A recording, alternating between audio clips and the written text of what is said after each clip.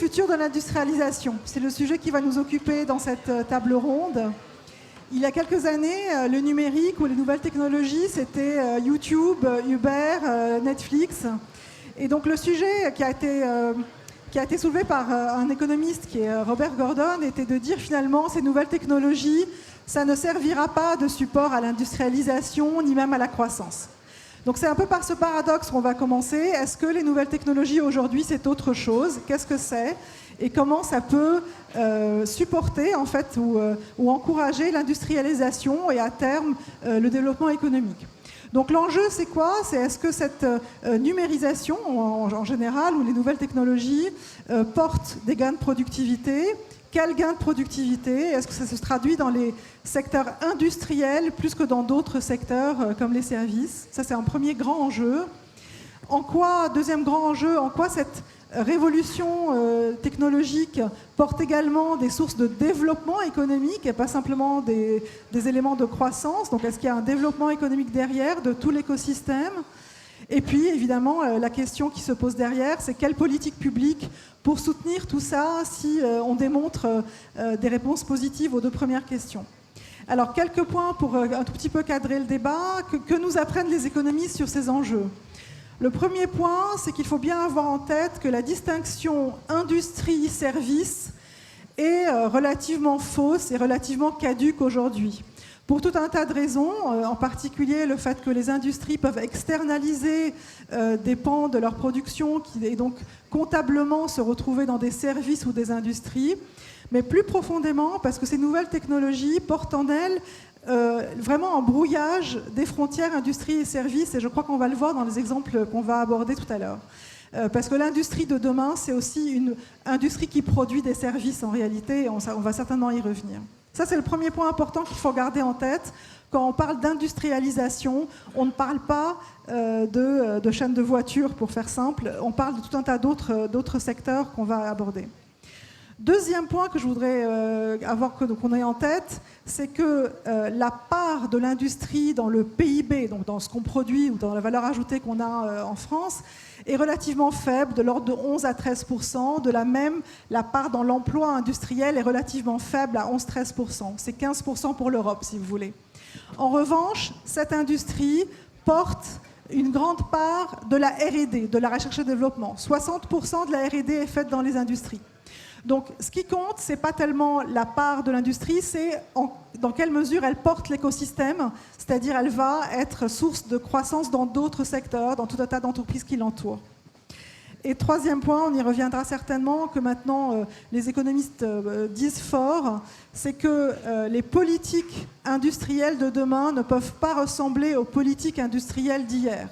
C'est-à-dire, il ne s'agit pas demain de choisir le champion industriel que l'État va devoir financer. Ça, ce serait un contresens majeur. En revanche, on attend la puissance publique sur la construction institutionnelle de cet écosystème. Par exemple, les normes, par exemple, une régulation souple et agile qui comprenne les modèles d'affaires, et par exemple, un soutien à l'innovation, à la recherche et à la formation, donc en l'enseignement en particulier. Voilà les grands enjeux, mais on va certainement rentrer dans le détail. Merci beaucoup, Maya. C'était très clair. Retenez bien ce chiffre. 60% de la R&D, c'est dans l'industrie. Hein. C'est pour dire l'importance des technologies, des nouvelles technologies dans l'industrie. Et puis, l'autre point fort, je trouve, de ta présentation, c'est le fait que la frontière entre l'industrie et les services, elle est sans doute quelque part dans les chiffres de l'INSEE, mais en fait, on va le voir avec ce panel, elle est en fait assez mouvante et il y a de l'industrie dans les services et des services dans l'industrie. Je vous présente très brièvement notre panel. Nous avons l'honneur d'accueillir Doris Birkhofer, donc, qui est la patronne de Siemens. Là, on est dans le très grand groupe industriel allemand. Elle est patronne des activités notamment en France. Merci beaucoup. Mathieu Flamini, certains le connaissent pour son autre vie, mais il est un entrepreneur hors norme, un industriel. Il est à la fois le patron et le co-actionnaire de GF Biochemicals. On y reviendra. Philippe Maillard est le patron d'APAV, qui est un leader dans, on va schématiser, le contrôle des risques dans l'industrie, c'est bien ça. Petite anecdote pour vous situer, le groupe APAV, c'est un groupe qui a quelques années, puisque c'est eux à qui Gustave Eiffel, quand il construisait sa tour, demandait des expertises pour savoir si ce qu'il construisait allait pouvoir tenir debout ou si les ouvriers allaient rester sous les poutrelles. Donc c'est une fonction essentielle dans l'industrie que celle que vous exercez. Jean-Marie Mognetti, vous êtes aussi un entrepreneur hors norme, une histoire incroyable, celle de CoinShares, vous l'avez compris, on est dans les crypto-monnaies, vous avez créé et vous êtes le patron d'une société, alors c'est un peu compliqué, j'ai pas très compris, c'est coté en Suède, c'est anglais, vous êtes français, bref, c'est un des leaders de tout ce qui est de la gestion. C'est une société de gestion spécialisée sur les crypto-monnaies. On verra aussi que c'est un lien avec l'industrie. Jacques Pomereau, alors vous, on vous connaît bien puisque le groupe que vous dirigez s'appelle Inetum. On ne connaît pas encore très bien Inetum, mais tout le monde a entendu parler de GFI, donc un très grand groupe, on disait, de consultant, ça s'appelle ESN maintenant, je crois. Voilà, donc du conseil en technologie dans beaucoup de... Combien de pays, je ne sais pas. 28. Voilà, 28 pays, des milliers d'ingénieurs au service de l'industrie. Vous êtes au cœur aussi, vous êtes dans les services, mais au cœur de l'industrie. Et enfin, j'ai à ma droite Jean-Luc Robert de Kiriba. Alors, formidable aventure entrepreneuriale aussi, puisque Kiriba est tout simplement la première licorne française. Je crois qu'il y avait quand même Business Object avant vous, dans les années 90. Là, on est en 2003. Et donc, une des plus grosses fintech françaises. Je ne sais pas si vous définissez comme ça, mais enfin, ça y ressemble beaucoup. Puisque Kiriba, c'est un tableau de bord que peuvent avoir toutes les entreprises, grosses ou petites, et qui va vous dire, grâce à un logiciel SaaS, qui va vous dire exactement où en est votre cash. Et donc le cash, on l'a vu avec les différentes crises qu'on a traversées, c'est le nerf de la guerre, y compris, et peut-être surtout, je ne sais pas, dans l'industrie, c'est ce qu'on va voir. Doris, je vais vous laisser la parole, peut-être pour nous, comme vous êtes vraiment un grand groupe industriel, Siemens, qui a toujours, depuis des décennies, fait de la R&D, utilisé la technologie, nous dire un petit peu aujourd'hui comment ça se passe. Est-ce que vous avez le sentiment que ça s'accélère? Et peut-être 2-3 exemples de technologies qui sont en train de complètement révolutionner notre industrie aujourd'hui. Bon, merci pour l'invitation. Alors déjà, le groupe Siemens a été créé il y a 175 ans. Alors par rapport à APAV, je ne sais pas. Bon, on est dans la même ligue. Battu de quelques années. Et, on n'a pas Saint-Gobain, hein, donc... C'est ça, exactement. Et donc, fait aujourd'hui un chiffre d'affaires de 70 milliards d'euros et dont 10% sont dépensés pour la R&D, donc plus de 5 milliards d'euros. Donc c'est un chiffre assez conséquent. Nous avons 300 000 collaborateurs, dont la moitié est en Europe. Et nous sommes actifs dans 3 secteurs principaux. C'est l'industrie, ce sont les infrastructures et le transport, qui par ailleurs sont responsables pour 75% des émissions mondiales. Donc, quel est notre rôle? Notre rôle, c'est justement de faire converger le monde réel et le monde digital, et je reviens là-dessus, pour adresser les grands enjeux de la société. Qu'est-ce que ça veut dire? Donc, nous allons prendre des actifs réels, nos usines, les bâtiments, les réseaux électriques, et nous allons les connecter pour pouvoir saisir la donnée et de faire de bonnes choses avec la donnée. D'abord, de les analyser pour pouvoir en déduire des conclusions, après faire des choses plus sophistiquées comme la maintenance prédictive, par exemple, ou aller encore plus loin et vraiment de créer des jumeaux numériques qui permettent... Alors, juste, je vous interromps, est-ce que vous pouvez nous expliquer, parce que c'est beaucoup revenu dans nos conversations avant cette table ronde, est-ce que vous pouvez nous expliquer exactement ou vous ou un autre, ce que c'est qu'un jumeau numérique. Voilà, ce que vous pouvez faire, vous pouvez par exemple, avant de construire une usine, vous pouvez la créer en tant que jumeau numérique. Vous créez le bâtiment, après vous créez les lignes de production, vous les simulez, et cela permet déjà, avant même de mettre la première machine dans l'usine, de voir comment est-ce que je dois optimiser, comment est-ce que je dois mettre en ligne les différents outils de production, comment est-ce que je dois les mettre en service, comment est-ce qu'après est-ce que je vais les opérer pour que ça soit sécure pour les collaborateurs, pour que ça soit le plus productif, et après j'installe et je continue à optimiser en permanence en utilisant aussi l'intelligence artificielle derrière. Il y a de bels exemples, c'est pas du futur.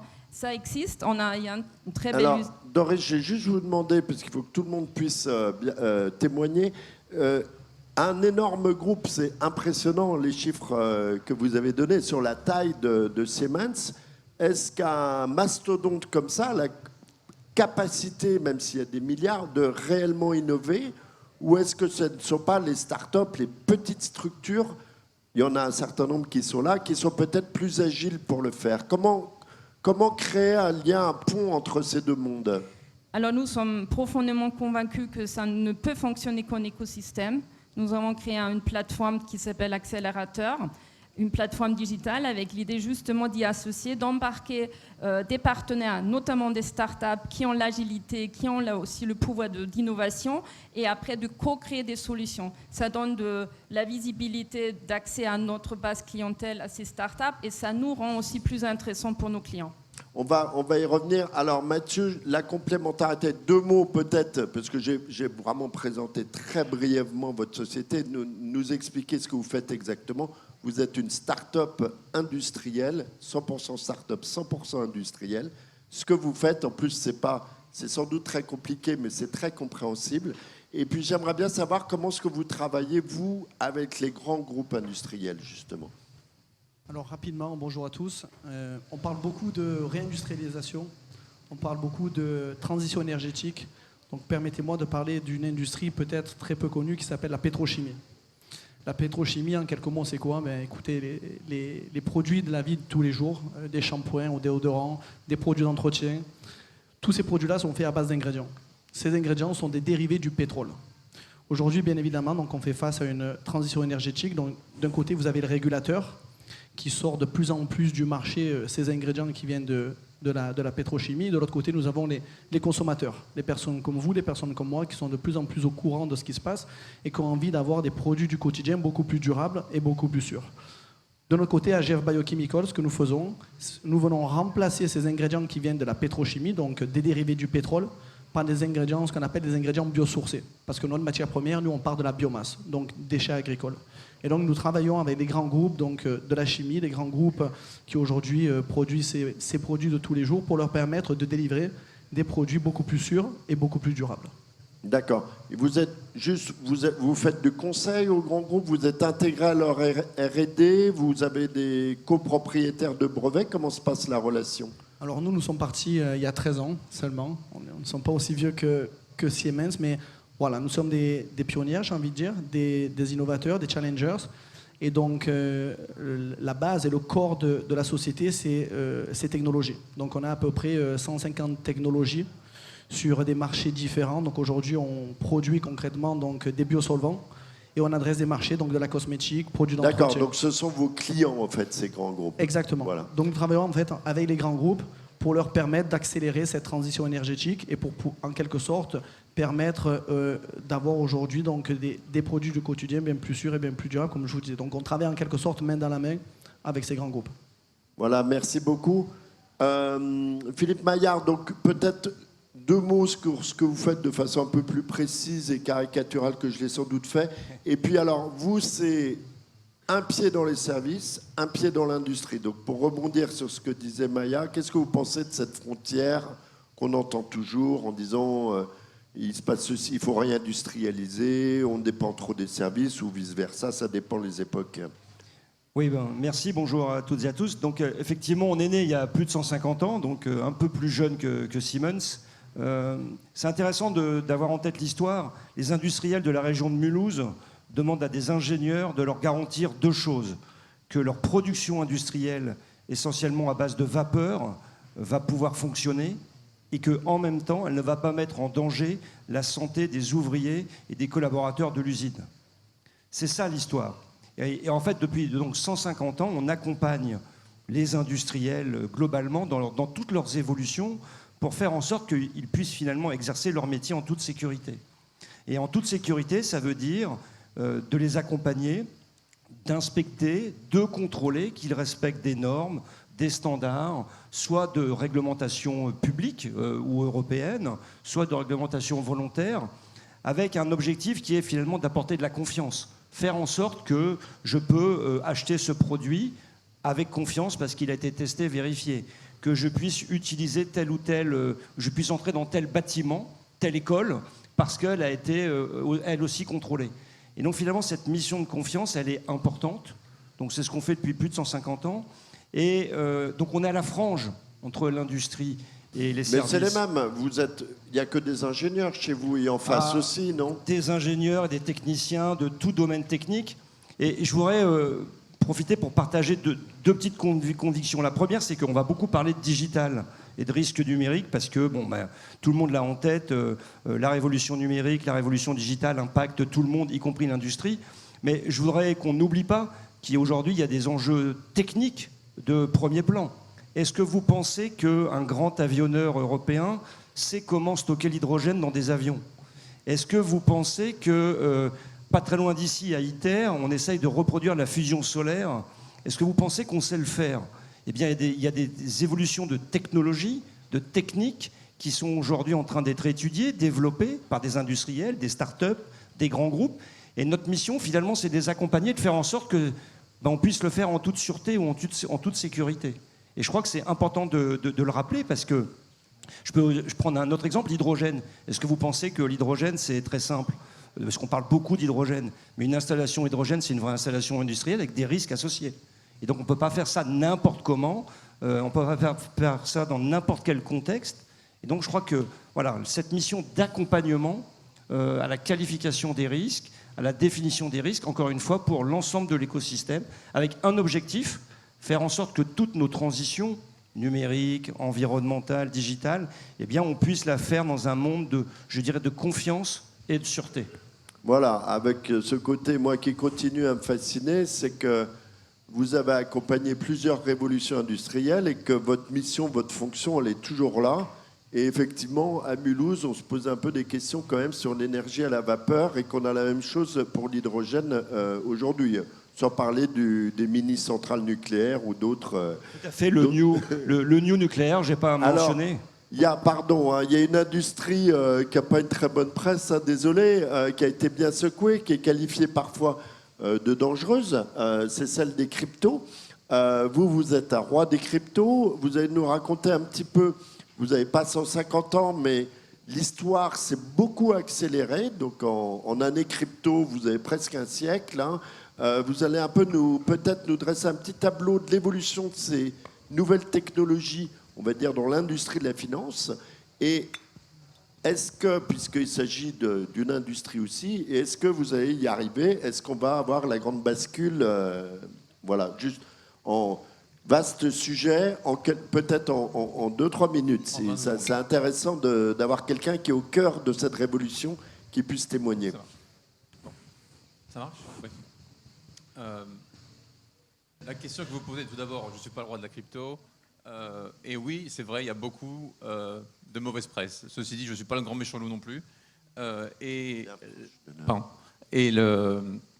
Et ce qu'on peut voir sur la crypto aujourd'hui, c'est l'entière évolution de l'écosystème qui a commencé son acte de naissance en 2008. Et son acte de naissance date en fait de la crise des subprimes, où il a fallu trouver, où certains chercheurs, pseudo-anonymous, ont dit qu'il fallait trouver une solution pour changer ça.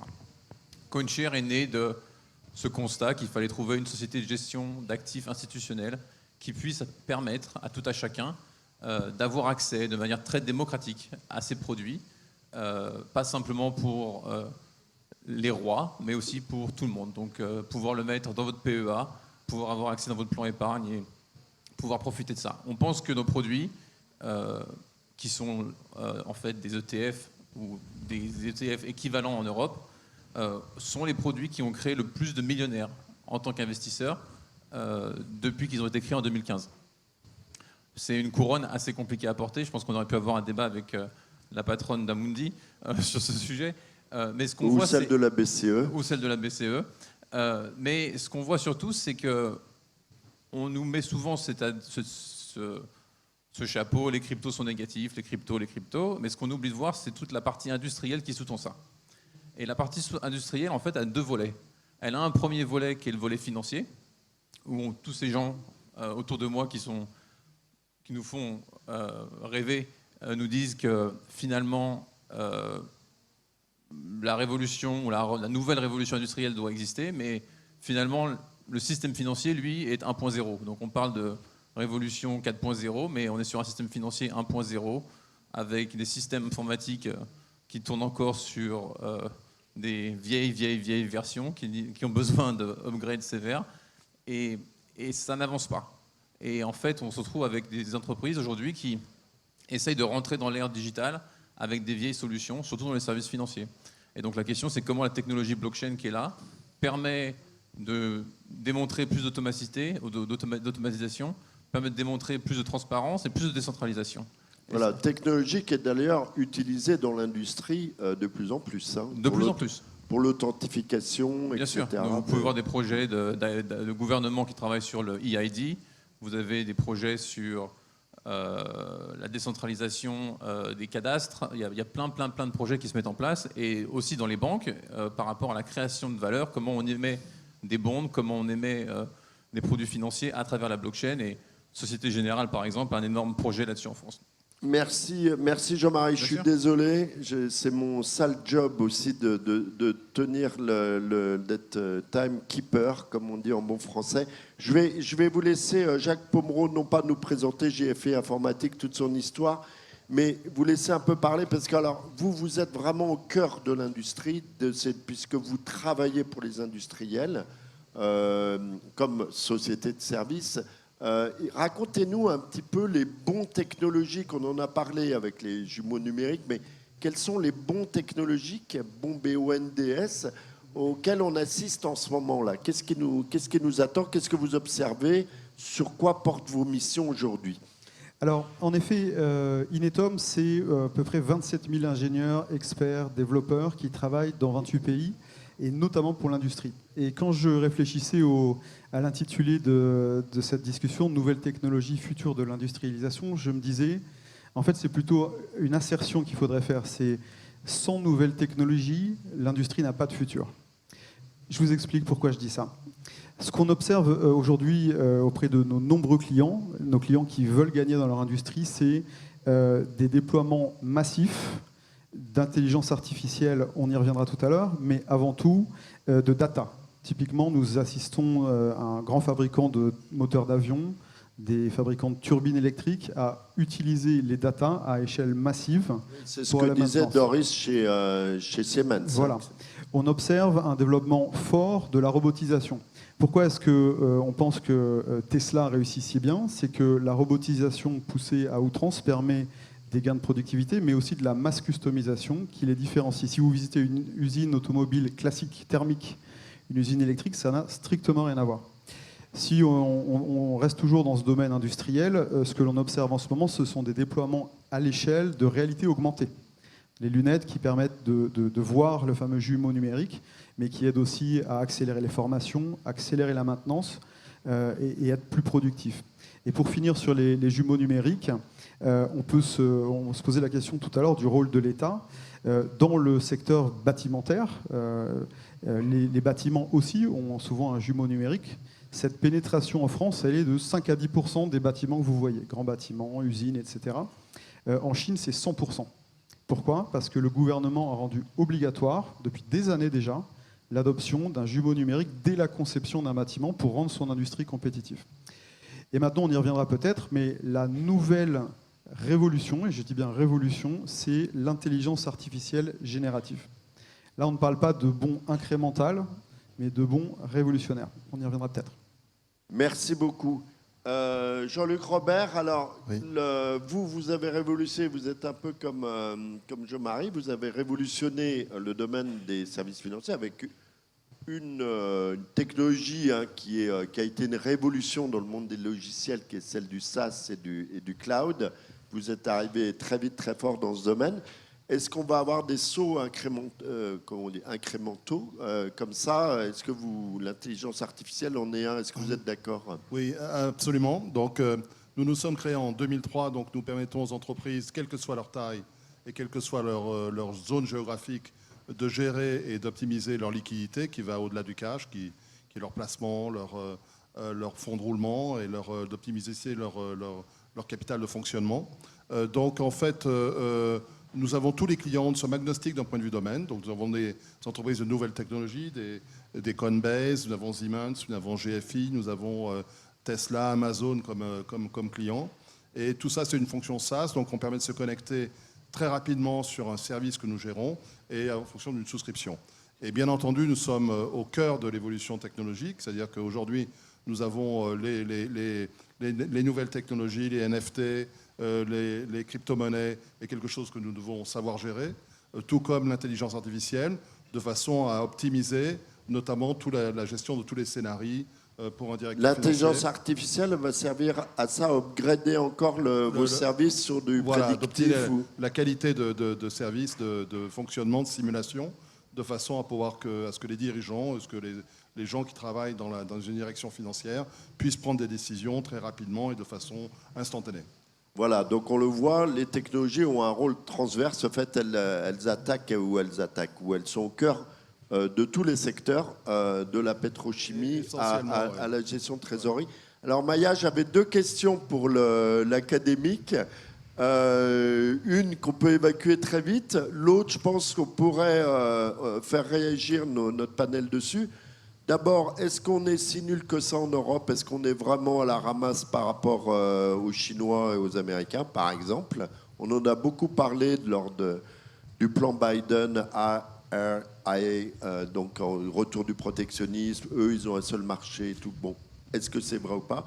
Et deux, si c'est vrai, ou même si c'est pas vrai, qu'est-ce que font nos pouvoirs publics? Est-ce qu'il faut mettre encore plus d'argent? Il faut déréguler, réguler? Et là, j'aimerais bien avoir votre avis et puis aussi celle de nos intervenants. Oui, merci. Donc, je ne répondrai pas à la deuxième, du coup. Mais sur le premier point du comparatif Europe-Reste du monde. En réalité, il y a un très bon rapport Bruegel 2017 qui nous donne toutes les données chiffrées, qui est très clair, qui montre qu'en fait, que lorsqu'on regarde les industries à plus haute valeur ajoutée, c'est-à-dire celles qui sont le plus près de la R&D, on ne va pas les trouver en Europe. On va les trouver en Asie, on va les trouver aux États-Unis. On va trouver de la R&D et des nouvelles technologies en Europe, mais dans des industries à un peu moins forte valeur ajoutée. Donc il y a un réel enjeu, en fait, de rattrapage. Pourquoi il y a un réel enjeu? Parce que dans le numérique, on a ce qu'on appelle des effets réseau, c'est-à-dire des effets cumulatifs, en fait, des avancées. Et donc prendre du retard n'est pas une option, si vous voulez. Dans les industries, on pouvait prendre du retard et rattraper grâce au rendement qu'on appelait décroissant. Mais là, ce n'est pas ce qu'on observe dans le numérique. On a dans le numérique vraiment des effets boule de neige, des effets écosystèmes, on en a parlé, des effets vraiment sauts technologiques. Et donc, il y a un réel enjeu aujourd'hui. Alors, je sais que c'est retrouver l'espoir, la thématique de nos journées. Mais pour retrouver l'espoir, il faut ne pas être dans le déni quand même d'une forme de retard sur ça. D'ailleurs, quand on regarde les grands géants du numérique, ce n'est pas un secret que les GAFAM sont des industries américaines, il y a l'équivalent chinois, et donc il y a un réel enjeu, ça nous ramène à la politique publique, et donc je laisserai la main, sur comment, au niveau européen, on peut construire une régulation qui favorise ces innovations, qui les soutiennent, et qui nous permettent d'avoir une forme de souveraineté, d'indépendance sur ces questions qui vont être cruciales. Merci Maya. Donc il y a un réel retard, peut-être Doris, et puis après on va laisser chacun réagir comme il veut, mais peut-être c'est intéressant d'avoir le point de vue d'une dirigeante de Siemens qui est quand même... Alors Maya n'aime pas beaucoup le concept des champions, création des champions, mais vous êtes quand même un champion mondial. Est-ce que vous avez l'impression de vous être fait, excusez-moi c'est un peu familier, mais larguer par les Américains et les Chinois? Alors, si on essaie de voir le verre plutôt plein que vide, je pense que la France a à la fois un défi, mais aussi une opportunité. La France est parmi les pays en Europe les plus désindustrialisés. On s'est désindustrialisé les 50 dernières années. On est aujourd'hui à peu près 13%, pardon. L'Allemagne bien au-delà de 20%. Maintenant, il y a une forte volonté politique de réindustrialiser le pays. Et ça, maintenant, on peut le faire de la bonne façon. Vraiment leapfroguer les technologies et toutes les nouvelles usines qui se construisent, les grandes usines, mais aussi les startups, de le faire en utilisant toutes ces nouvelles technologies dont on vient de parler. Un très bel exemple pour moi, c'est Chamatex. Je ne sais pas si vous en avez entendu parler, le président de la République les a visités il y a 3 semaines en Ardèche. Ils produisent des chaussures de sport, de nouveau en Europe, ça n'existait plus, et c'est une usine qui est complètement 4.0, où ils utilisent les jumeaux numériques, la réalité augmentée, tout ce que vous voulez. Nous sommes très fiers de pouvoir les accompagner là-dessus parce que ça leur permet d'être compétitifs dans un pays comme la France. Voilà, et Siemens c'est aussi partenaire et acteur d'immenses projets industriels, notamment sur les batteries. Les super, ACC, je sais plus par quoi, ça, exemple. Super Factory, donc qui commence à pousser en Europe. Peut-être, est-ce que quelqu'un a un point de vue un peu divergent? Tout le monde est d'accord qu'on est en retard ou il n'y en a pas un que ça agace? Non, c'est bon, on est bon. Alors, il va falloir trouver des solutions. Oui, enfin, je pense que dans ce qui concerne le domaine comme la FinTech, il y a quand même une génération d'entrepreneurs et de connaissances en France qui existe, qui n'existait pas forcément il y a 10 ans, et qui permet de dégager des leaders mondiaux. On en voit quand même de plus en plus dans le domaine de la machine-outil, dans le domaine de sociétés de services, dans le domaine même de l'IA. Il y a des projets IA qui se créent et qui sont extrêmement bien financés et significatifs. Donc je pense qu'il y a une réelle opportunité en France, en Europe, d'assurer le leadership, et que je crois que les pouvoirs publics, d'une certaine façon, font beaucoup de choses dans ce domaine-là. Et je pense que c'est quelque chose qu'il faut continuer à encourager. Alors, justement, les pouvoirs publics font beaucoup de choses. On n'est pas la Chine, hein, ça ne peut pas être un modèle, ça serait un peu compliqué quand même à dupliquer en Europe. On sait qu'aux États-Unis, contrairement à une idée reçue, peut-être c'est un drôle de capitalisme, hein, où l'État est extrêmement présent, notamment par la commande publique dans certains secteurs dits stratégiques. C'est quelque chose qui pratique depuis très longtemps. Je voudrais savoir un petit peu, vous, ce que vous pensez de notre interventionnisme, en dehors du fait qu'on n'est pas les États-Unis non plus, parce qu'on est un marché un peu plus morcelé. Mais quelle est la bonne méthode, si vous étiez ministre ou de l'industrie ou commissaire européen, quelle est la bonne méthode pour soutenir l'industrie? Est-ce qu'on a besoin d'argent, de plus de régulation, d'un cadre, de moins? Peut-être du côté, vous qui êtes un peu mal aimé par les autorités réglementaires, ça serait intéressant d'avoir votre point de vue, Jean-Marie. Pour être clair, on n'est pas mal aimé, on est régulé partout. Donc Vous êtes, pardon? On est régulé partout. Vous êtes régulé partout. Aux États-Unis, en voilà. Europe, à Paris par l'AMF, donc on n'est pas mal aimé. Il y a une mauvaise presse sur certains acteurs, mais il y a des bons acteurs aussi. Maintenant, sur votre problème de politique publique, la France avait une tradition de politique du plan. Cette tradition a majoritairement disparu. Mais cette tradition a permis le développement des infrastructures autoroutières, a permis le développement des infrastructures ferroviaires, et il faut mettre toute l'infrastructure de réseau. Si SFR et France Télécom ont réussi à être des géants internationaux d'une certaine manière, c'est parce qu'à un moment, il y avait une politique du plan. La question qui va se poser sur les cryptos et sur les actifs digitaux très très rapidement, c'est le problème de la souveraineté nationale. Notamment sur les technologies qui les sous-tendent. Et premier volet, la technologie elle-même, mais la technologie qui est utilisée pour faire tourner la technologie. Donc si on va dans la dérivée numéro 2, on parle de microprocesseurs, on parle de fermes de mining, fermes de calcul. Où sont-elles basées? Et dernier point, l'électricité et la consommation d'énergie. Donc tous ces points de dépendance industrielle font qu'on va se retrouver très très vite avec une question qui va être qui contrôle quoi? Un exemple très amusant, une société qui s'appelle Fireblocks, qui est une société extraordinaire d'un point de vue technologique, mais qui est effectivement l'émanation de 8200, qui est l'unité de cyberdéfense de l'armée israélienne, et qui aujourd'hui a une joint venture avec Bonnie, qui est le plus gros custodien au monde. Donc, si vous êtes le régulateur américain, bon, il y a des relations privilégiées entre Israël et les États-Unis, donc ce n'est pas un problème. Maintenant, si vous êtes le régulateur à Hong Kong ou le régulateur à Francfort, comment vous voyez cette relation-là? Et en fait, c'est tout ça qui demande la nécessité de créer des champions européens. On a la chance d'avoir Ledger en France, qui est une de ces licornes françaises de la technologie sur ces problématiques de cybersécurité. Il en faudrait plus. Mais pour ça, il faut encourager les talents, un, à rester, pas à partir, et deux, à avoir des politiques publiques pour soutenir ces industries. Xavier Niel a travaillé sur le cloud sans succès et d'autres. Philippe Maillard, vous vouliez réagir. Et puis Mathieu, derrière, j'aimerais bien savoir s'il se sent soutenu, s'il a besoin de l'être ou s'il est assez grand pour se débrouiller sans nos amis des côtés secteur public, on va dire. Oui, je voulais répondre à votre question en regardant une thématique qui est très d'actualité aujourd'hui, qui est les durées pour implanter une usine. Parce qu'on parle d'industrialisation ou de réindustrialisation, et finalement, on constate qu'en France, il faut 3, 4, 5, 6 ans pour qu'une usine puisse s'implanter. Et en fait, quand on analyse les dossiers, il se trouve qu'on gère un tiers à peu près des dossiers d'installation classés en France. Ce qu'on oublie, c'est le niveau d'exigence que l'on sait donner collectivement, traduit par des réglementations, par des choix des pouvoirs publics, en matière de biodiversité, en matière d'environnement, en matière de normes, qu'il faut être capable d'assumer, parce que si ces choix ont été faits, c'est bien qu'ils ont reflété à un moment la volonté de la société. Bon. Et donc quand on regarde aujourd'hui ces délais, on constate que, par exemple, il faut faire des études faune-flore sur une année. Bon, il y a quelques années, on ne le demandait pas. Il ne m'appartient pas de juger, de savoir si c'est bien ou si c'est pas bien.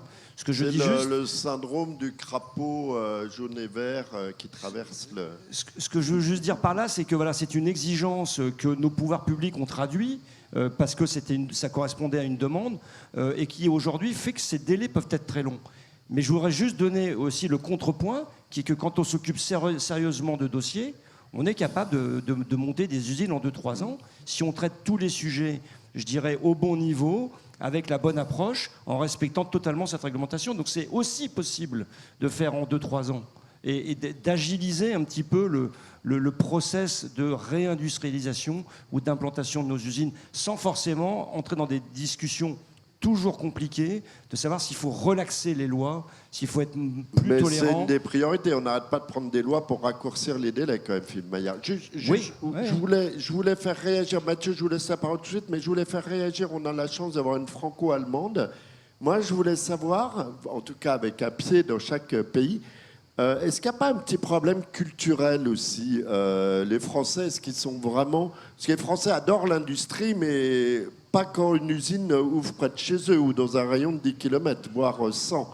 Donc, est-ce qu'il n'y a pas un petit problème culturel, on va dire, aussi derrière ça? Il y a des peuples qui exportent, parce qu'ils l'ont toujours fait, les Néerlandais, les Allemands, la Hanse, et puis d'autres qui étaient plus des pays ruraux à l'origine. Est-ce que vous ressentez ça?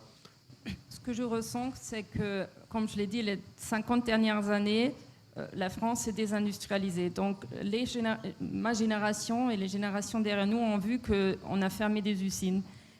L'usine, c'est équivalent du chômage. Il y avait beaucoup de connotations négatives avec l'industrie, je pense. Et ça, maintenant, il est absolument nécessaire de renverser cette perception, je crois, et je crois que c'est ce qui se passe actuellement en France. Parce que la politique donne une priorité à ces sujets-là. Il y a énormément d'initiatives dans ce sens-là. Je vous donne une, parce qu'on parle aussi de talent, parce que tout ce qu'on se dit, ça ne fonctionne pas sans les personnes. Il n'y a pas assez de femmes dans l'industrie.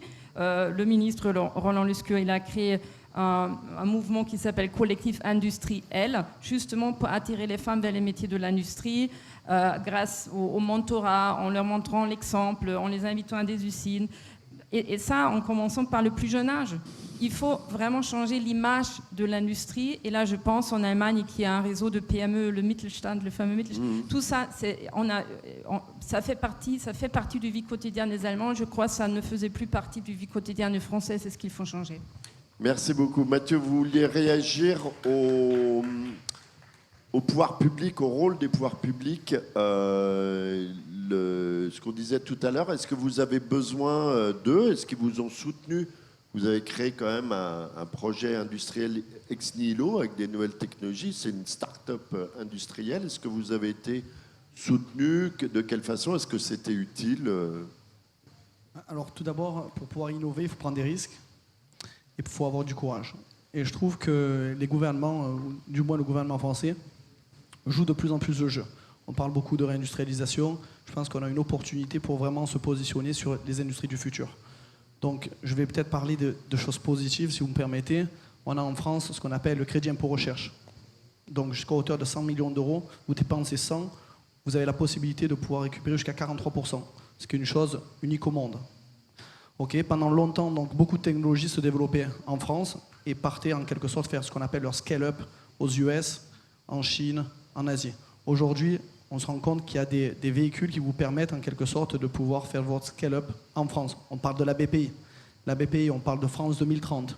Donc aujourd'hui, c'est vraiment possible de pouvoir développer votre première unité de production en France. Donc je pense que toutes ces choses-là sont extrêmement importantes. Les choses sont en train de changer et c'est important également de réaliser ça. Personnellement, donc, je suis parti de la France, je suis un petit peu entre la France et l'étranger. Ce qu'il faut également changer, ce sont les mentalités. Donc casser un petit peu ce stéréotype de la France et de dire, ok, à l'étranger, non, mais faire une usine en France, aujourd'hui, c'est impossible. Non, aujourd'hui, les choses deviennent de plus en plus possibles et la France est de plus en plus compétitive au niveau mondial. Alors, vous êtes à cheval sur... Vous travaillez donc dans des dizaines de pays. C'est intéressant d'avoir votre vision. Vous êtes avec l'œil de l'expert, des services, des consultants. Vous êtes au cœur de l'innovation technologique industrielle.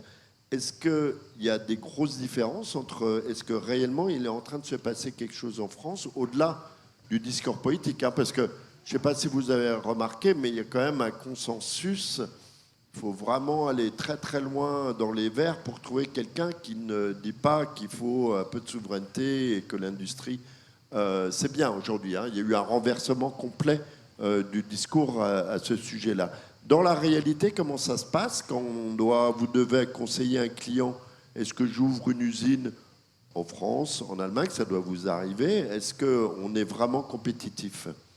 Alors, en effet, depuis quelques années, on observe une vraie accélération de la réindustrialisation, des procédures facilitées, des accès aux capitaux, comme on le mentionnait, et une forte demande. Le sujet du jour, quand on parle à nos clients, c'est l'intelligence artificielle générative et le contexte réglementaire autour de ça. En fait, l'État, le gouvernement peut très fortement accélérer le développement des industries, mais il peut aussi le freiner avec des normes parfois trop contraignantes ou trop conservatrices. Pourquoi le sujet de l'intelligence artificielle générative est passionnant? C'est qu'on parle ici d'une révolution. Je vous donne un exemple. J'étais chez Google en Californie il y a 3 semaines. Ils ont les meilleurs développeurs du monde, les meilleurs outils du monde. Ils ont mis en place à grande échelle ces outils-là et gagné près de 20% de productivité avec déjà la meilleure équipe du monde. Vous regardez des déploiements chez nous, donc dans l'informatique, il y a tendance à avoir des gens qui aiment la technologie, qui ont déjà adopté. On parle de au moins 25% d'amélioration de productivité. Mais là où ça devient fascinant, c'est dans l'industrie. Dans les équipes recherche et développement, par exemple, certains grands industriels, typiquement aux États-Unis, ont fait des déploiements à l'échelle de ces nouveaux outils et ont trouvé des gains de productivité jusqu'à 40%. Donc imaginez sortir une voiture ou une nouvelle molécule 40% plus vite que vos concurrents. Ça fait un vrai avantage. Et alors, la réglementation, vous disiez, en Europe, a tendance à freiner le mouvement? Alors, j'ai co-signé une tribune le week-end dernier au sujet, en effet, des projets de réglementation sur l'intelligence artificielle européens qui sont, selon nous, construits dans une approche de précaution légitime, mais qui introduisent quand même un certain flou à la fois juridique et de contexte de risque pour des entrepreneurs qui vont se dire, tiens, je vais peut-être créer mon modèle et mon entreprise d'AI à l'étranger, et pour des industriels qui ont le choix d'implanter leurs usines là où ils peuvent accéder aux talents, mais aussi aux technologies de demain. Donc cette approche doit être vraiment pesée à la frontière entre ce que vous disiez sur la souveraineté et en même temps encourager l'industrie. Très bien. Est-ce que quelqu'un voulait, parce qu'on n'a pas beaucoup parlé de ces réglementations, on dit souvent qu'on va au-delà, Maya. Je ne sais pas si c'est vrai, ça serait intéressant de vous entendre là-dessus, qu'il y a un frein en Europe parce on veut être plus royal. Il y avait RGPD qui a posé des problèmes pour le développement du traitement des data, etc. Est-ce que on s'auto-flagelle en disant on est un peu des gentils garçons et on est un peu naïf par rapport à ce que font les autres? Est-ce que c'est vrai ça? C'est une explication de notre retard? Alors non, ce n'est pas une explication du retard, il y a d'autres explications possibles. Sur la régulation elle-même, en fait, les économistes ont jusqu'à très récemment considéré qu'il ne fallait pas réguler le numérique, parce que c'était innovant, c'était un secteur en pleine croissance et qu'il fallait surtout laisser la concurrence se faire. Le changement a eu lieu il y a 4-5 ans autour de l'observation de ces grosses plateformes numériques qui contrôlent en fait un écosystème d'entreprises autour d'elles. Et donc on a eu en Europe les deux grandes directives qui sont le DSA et le DMA, des directives qui régulent, c'est qu'on appelle les gatekeepers, des plateformes qui en fait contrôlent l'accès au marché. Là, le nouveau contexte sur les données, il est un peu différent.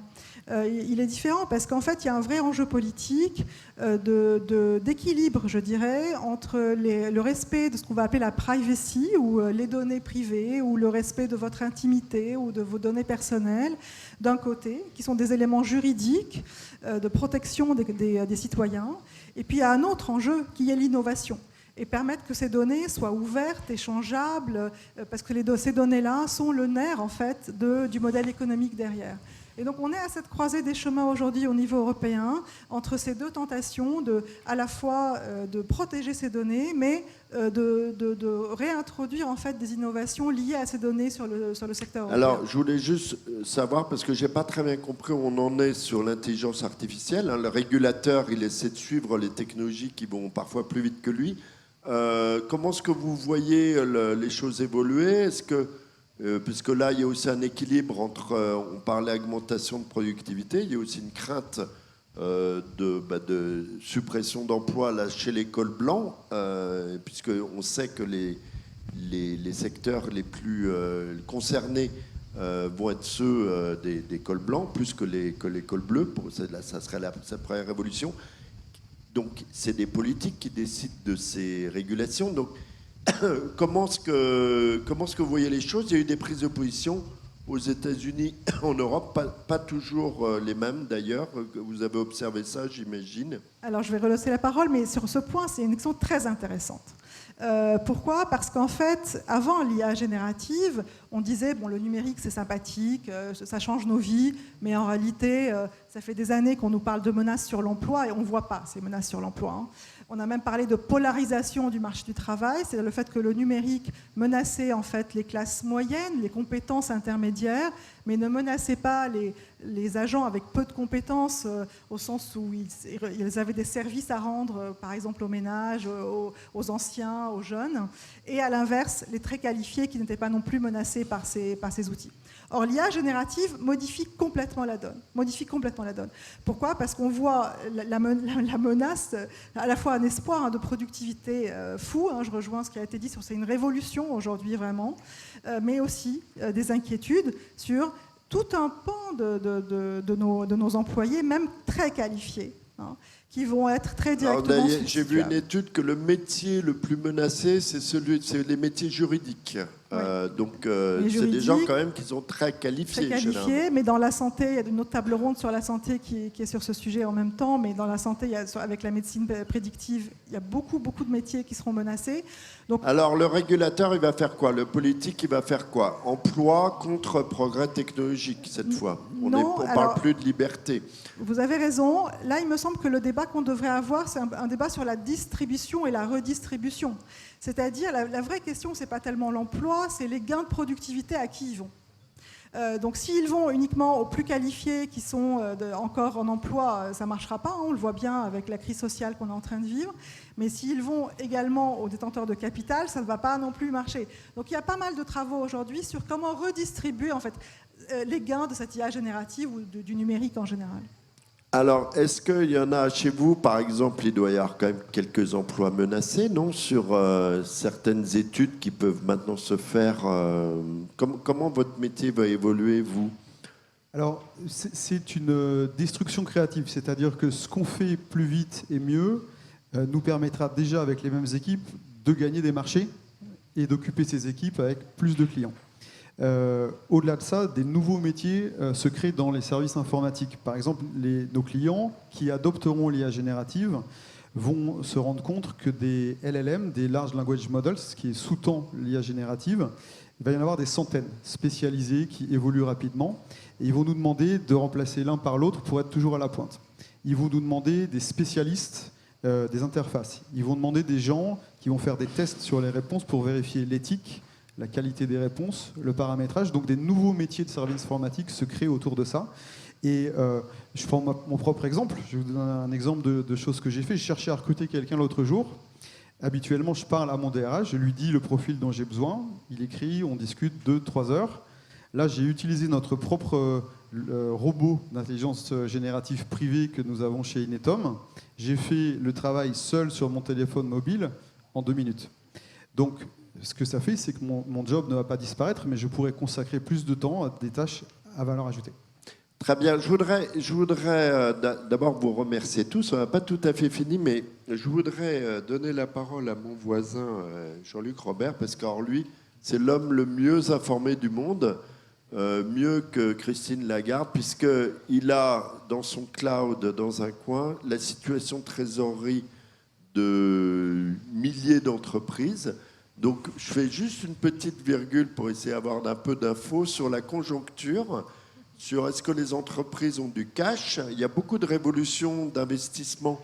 On parlait des 4 milliards de Siemens chaque année. Il va falloir investir énormément dans les années qui viennent, ne serait-ce qu'à cause de ces révolutions technologiques à venir. Alors, faites-nous un tout petit point de conjoncture. Vous n'avez peut-être pas droit de tout centraliser ou d'en parler, mais oui, c'est quand même intéressant. Vous voyez ça en temps réel. On en est où? Oui, nous, on ne voit pas les données des entreprises, mais on voit les volumes qui sont échangés. Il y a plusieurs trilliards de cash qui s'échangent sur la plateforme Kyriba chaque année. Et on a sur le principal problème dont on parlait, qui est le problème des données, de la souveraineté. Et donc, le principal problème dans l'évolution du cloud, un des problèmes va être cela. Donc, nous, les données sont anonymisées, donc on ne peut pas les voir. Mais ce que l'on voit, c'est qu'il y a une accélération, il y a une fluidification des flux de liquidité, des flux de cash, qui sont en train de s'accélérer. Bon. Donc, ça veut dire que l'activité économique est soutenue. On peut continuer à monter les taux d'intérêt, tout va bien.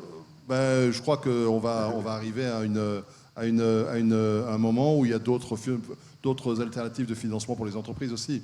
Donc okay. Ça crée également d'autres sources de financement potentiel. Ok, je voudrais peut-être laisser le mot de la fin à Mathieu Flamini, puisque vous êtes Marseillais, je crois, vous n'êtes pas loin. J'aurais voulu avoir un peu votre avis sur... on a beaucoup parlé de la réindustrialisation des territoires. Je voudrais savoir où est votre usine, où est votre site, et est-ce que vous y croyez vraiment qu'on puisse reconstruire une industrie française? Est-ce qu'il y aura d'autres Flamini qui vont surgir partout?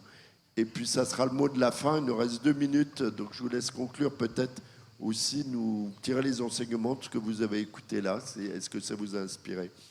Peut-être juste ajouter 2-3 mots sur ce que vous parliez juste avant, au niveau du régulateur.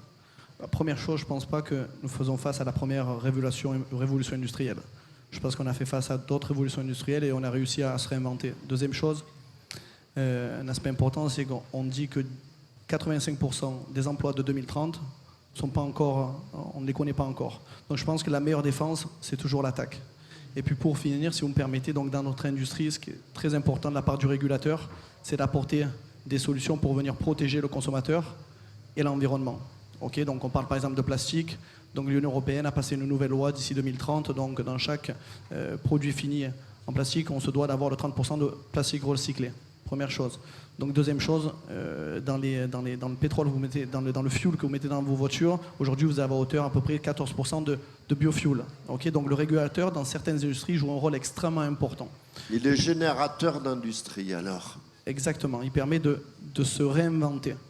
Et puis bon, pour finir, exactement, donc nous sommes en discussion avec le gouvernement français, avec les équipes de la région. Pourquoi? Pour en quelque sorte essayer de venir s'implanter donc dans le sud et de permettre en quelque sorte donc cette réindustrialisation aussi dans le sud, parce que je pense que c'est un territoire avec énormément de potentiel et on espère avoir la possibilité très bientôt de participer à cet élan économique. Très bien, ben, il me reste à vous remercier tous. Et c'était tout à fait passionnant et à très bientôt.